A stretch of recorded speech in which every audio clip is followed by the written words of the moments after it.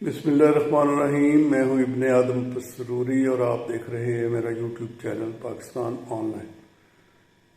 एक तो सबसे पहले आपसे गुजारिश है कि आप मेरा चैनल सब्सक्राइब कर लें और बेल आइकन का बटन दबा दें ताकि आप तक आइंदा भी हमारी वीडियोस पहुँचती रहें। आज मैंने एक अहम मौजू पर बात करनी है।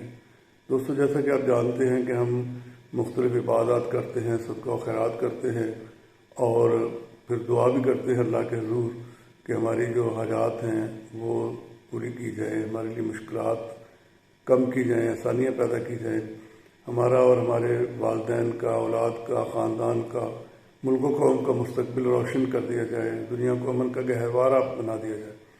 तो ये तो एक तरह से हमारी जो रूटीन की लाइफ है उसमें हम ये इबादत के साथ दुआएं करते हैं। और नमाज के अंदर भी आपको मालूम है कि नमाज भी सारी जो है वो दुआ ही की एक किस्म है, दुआ ही है। उसमें भी हम जो हमसे पहले इस दुनिया से जाने वाले हैं उनकी मग़फ़िरत की दुआ करते हैं और ये करते हैं कि हमें अल्लाह बेहतर सिला दे हमारी इबादत का और दुनिया व आखिरत को हमारे लिए बेहतर फरमा दे। तो ये तो हैं दुआएं जो आप लोग बाकायदगी से पहले ही करते हैं।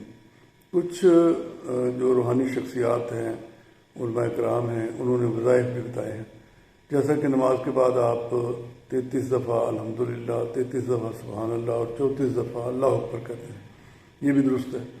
इसके अलावा एक वजीफ़ा ये भी बताया जाता है कि आप हर नमाज के बाद 100 बार नस्रुम मिनल्लाहि व फ़तहुन करीब पढ़ें तो उसके भी आपको बहुत बेहतर समरात मिलते हैं। और इसमें आज़म क्या है, तो इस हवाले से डॉक्टर अहमद रफ़ीक अख्तर साहब कहते हैं कि जो है ना, या ज़िल जलाल वल इकराम, ये इसमें आज़म है। तो इसका आप हर नमाज के बाद ज़्यादा से ज़्यादा वर्द कर सकते हैं।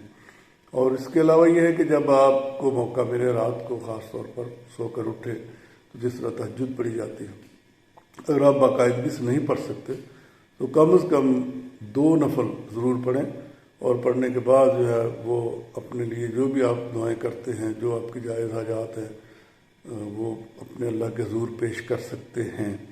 और उसका तरीका ये है कि अव्वल व आखिर दुरूद इब्राहिम पढ़ें और उसके दरमियान जो आप दुआएं करना चाहते हैं अपने अल्लाह के हुज़ूर वो करें।